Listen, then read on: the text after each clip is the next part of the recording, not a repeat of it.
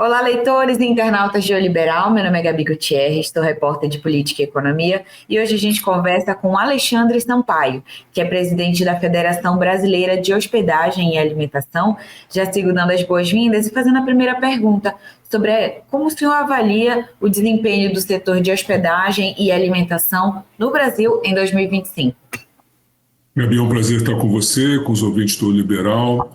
Na verdade, o turismo está experimentando não só o setor de hospedagem e alimentação, mas também todo o aspecto da cadeia turística, como eventos e a parte de navios, eventualmente o crescimento da aviação regional, com alguns percalços, mas está experimentando um momento bastante auspicioso, com um crescimento significativo em todas as áreas, não só no número de clientes, como no número de realizações de eventos, de hotéis através de seus hóspedes e mesmo restaurantes frequentados pela alimentação fora do lar. Então eu diria que o turismo no Brasil está passando, as agências de viagem também estão passando por um momento assim, importante. O ciclo de viagens tem crescido de maneira significativa, o que beneficia também as operadoras e as agências de viagem. O receptivo no Brasil internacional, e haja visto os números que a Embratur falou recentemente, estamos atingindo 7 milhões de visitantes antes do final do ano.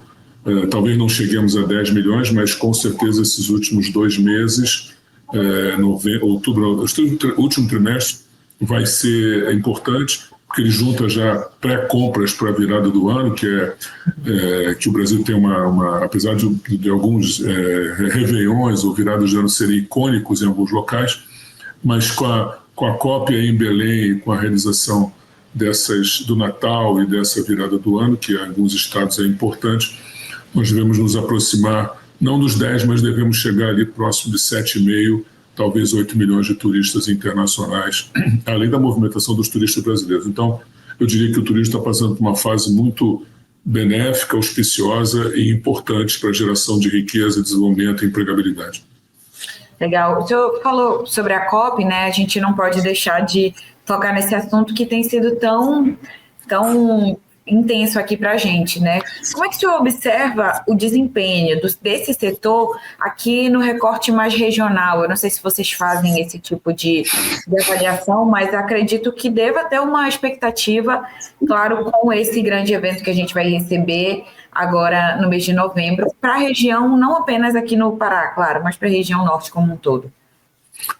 Falando especificamente nesse aspecto, a federação é uma estrutura de segundo grau, ou seja, nós somos uma entidade sindical patronal ligada à Confederação Nacional do Comércio de Bens, Serviços e Turismo, coordenamos o Conselho de Turismo da CNC, aí nós temos a nossa coligada, a nossa vinculação com a FEComércio Pará, que está reestruturando inclusive o Conselho de Turismo dela, e nós temos 68 sindicatos patronais espalhados por todo o Brasil.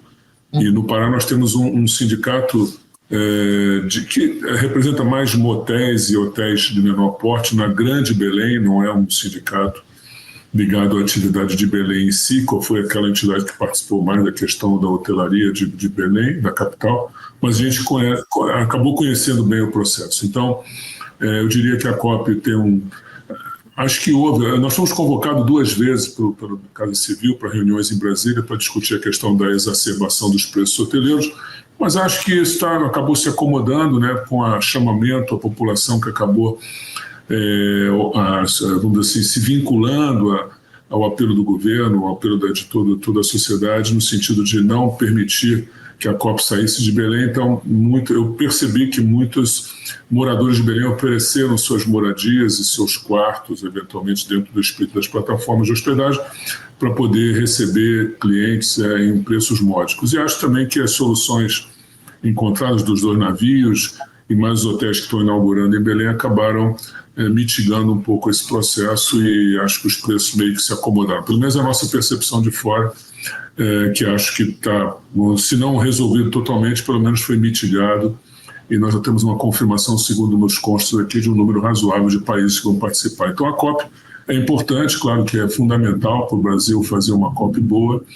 O que vai ser discutido lá, a gente foge um pouco da nossa especialização, do nosso conhecimento, mas eu tenho certeza que vai ser importante, não só para o destino, como para o Brasil como um todo.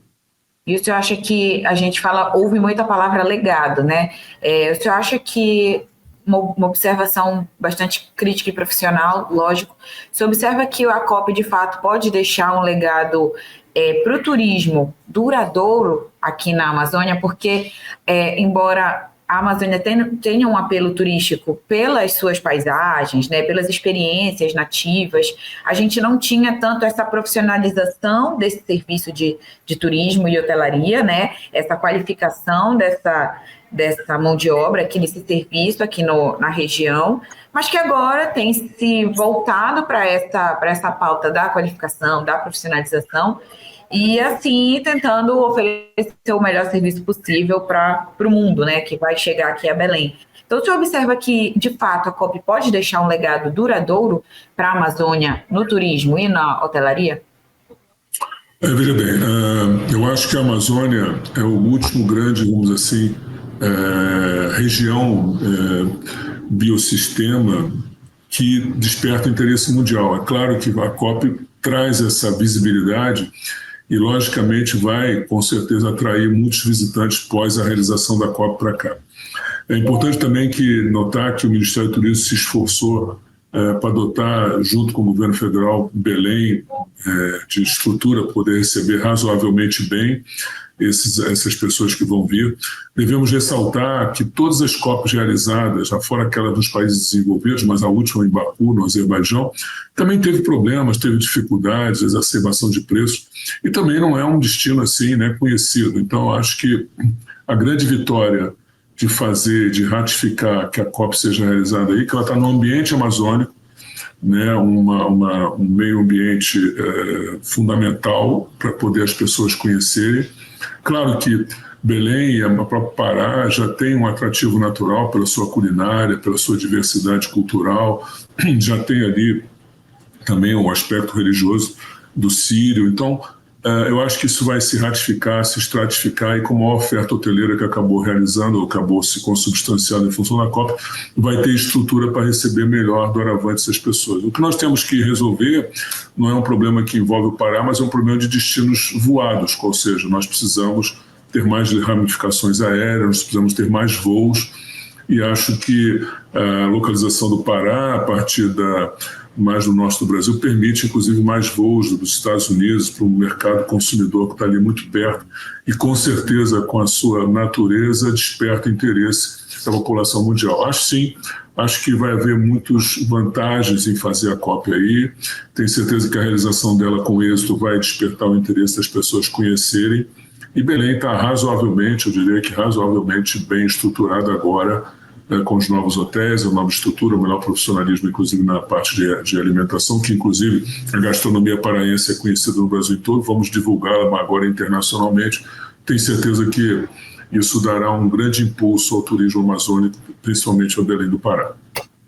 Legal. E agora falando sobre novas regras e o que tem sido feito pelo Ministério do Turismo, que fala diretamente com hospedagem, claro, também alimentação, né? No mês passado, o Ministério do Turismo anunciou algumas regras envolvendo check-in e check-out, né, de hospedagens, estabelecendo um tempo que seja utilizado para a limpeza dos quartos, que ele esteja contido no preço da diária e não pode exceder as 3 horas. Como é que a federação avalia essas mudanças?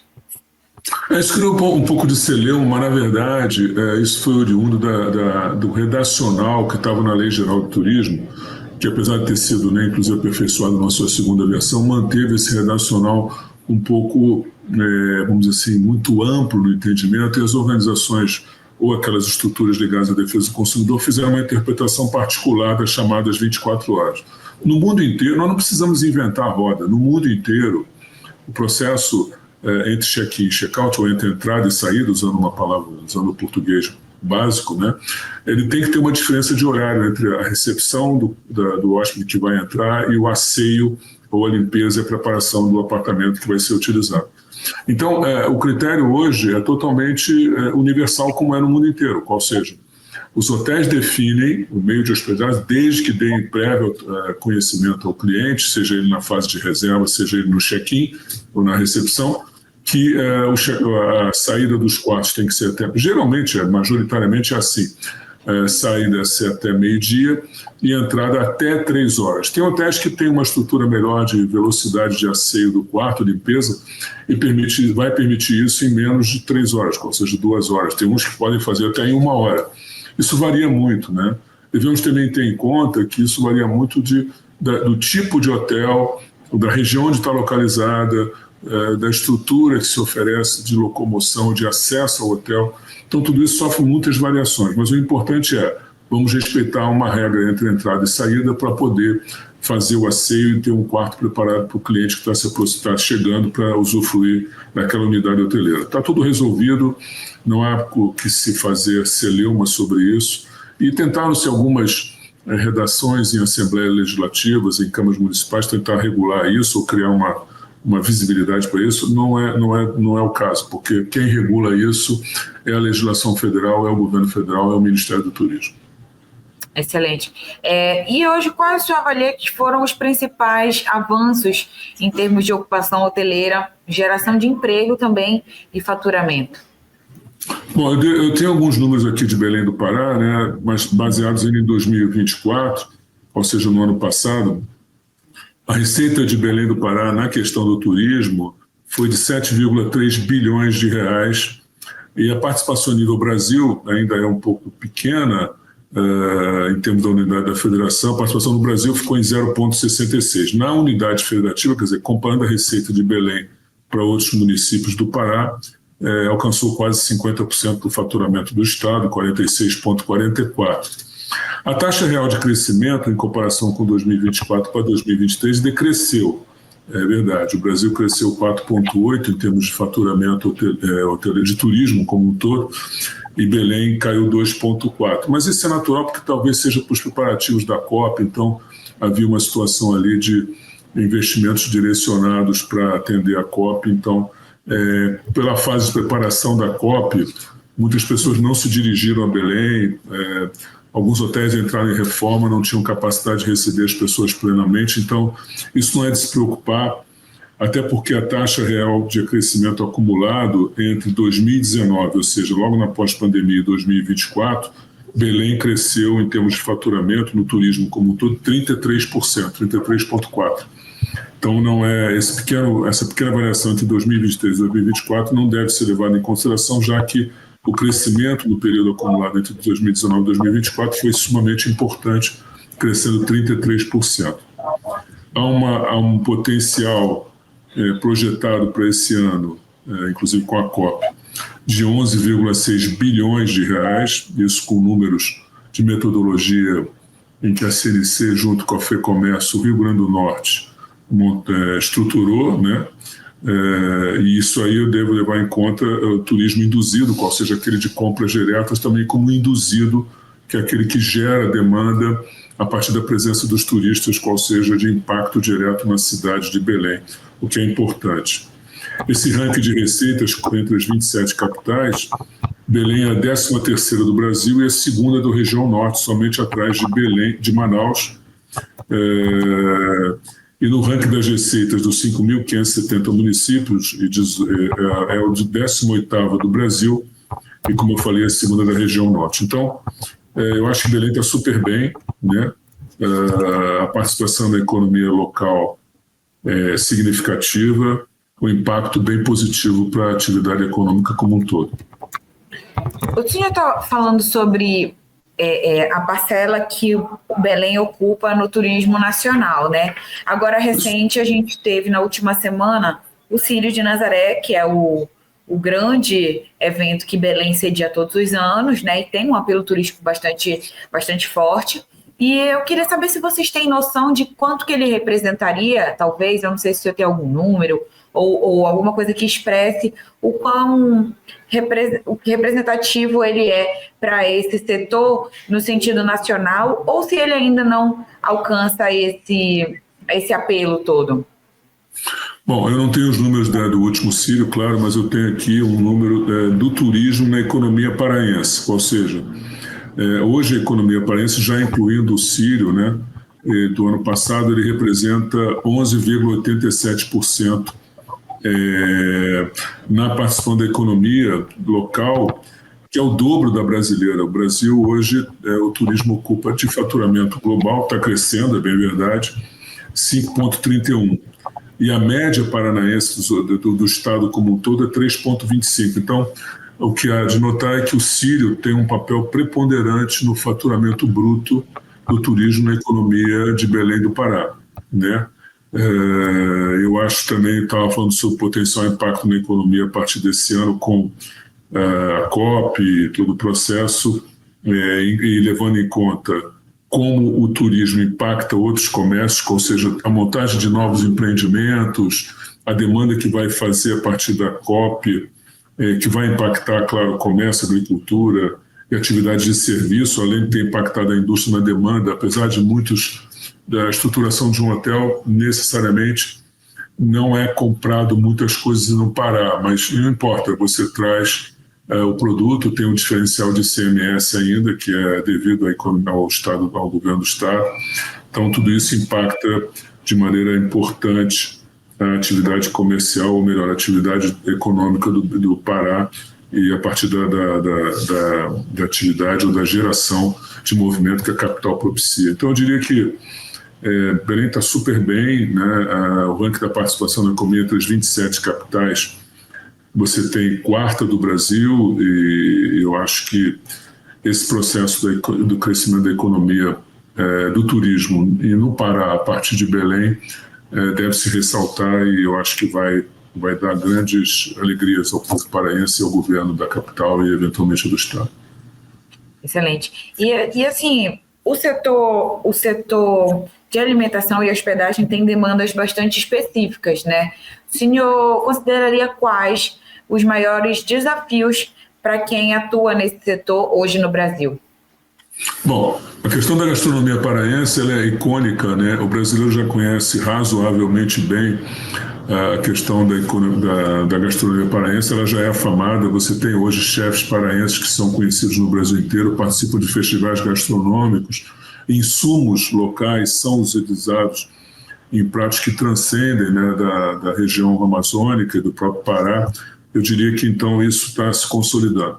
Eu acho também que eu vejo um crescimento importante dos restaurantes em Belém do Pará, apesar eu acho que o paraense ainda tem a possibilidade de almoçar em casa. Então, esse processo talvez não tenha um crescimento tão grande na área do almoço comercial, mas com certeza o chamado casual dinner, ou jantar de confraternização, jantar de lazer, tem experimentado um crescimento importante. Eu acho que, inclusive, durante a COP isso vai se exponencializar, eu diria que vai até explodir, né, de maneira que essas pessoas estrangeiras que estão visitando, tendo uma organização bastante estruturada a partir das entidades que lidam com a gastronomia local, vão propiciar essa possibilidade desses estabelecimentos serem divulgados e visitados. Com certeza isso vai se materializar em divulgação e, eventualmente, por que não, podemos pensar e ousar pensar que a gastronomia paraense ou a gastronomia amazônica possa ser, inclusive, se estabelecer em países do primeiro mundo, os Estados Unidos. Os Estados Unidos não, porque os Estados Unidos é um pouco reticente quanto à gastronomia do exterior, não sei dos grandes centros, das grandes capitais, mas na Europa, com certeza, eu acho que isso vai se dar. E não devemos esquecer também a participação do açaí, né? Os frutos amazônicos vão ter uma percepção e vão ter uma valoração muito grande. Eu diria até que algumas pessoas que vão estar na COP olhando negócios vão olhar com cuidado para, eventualmente, esse potencial rico de investimentos para, quem sabe, fazer com que frutos amazônicos sejam levados para o exterior e a gente cria uma nova indústria, não só do açaí, mas outras que possam ser potencializadas, além do Festival de Parintins, que vai ter também uma percepção. Acho que vai se organizar ali uma visita para fazer um Festival de Parintins pontual, vamos dizer assim.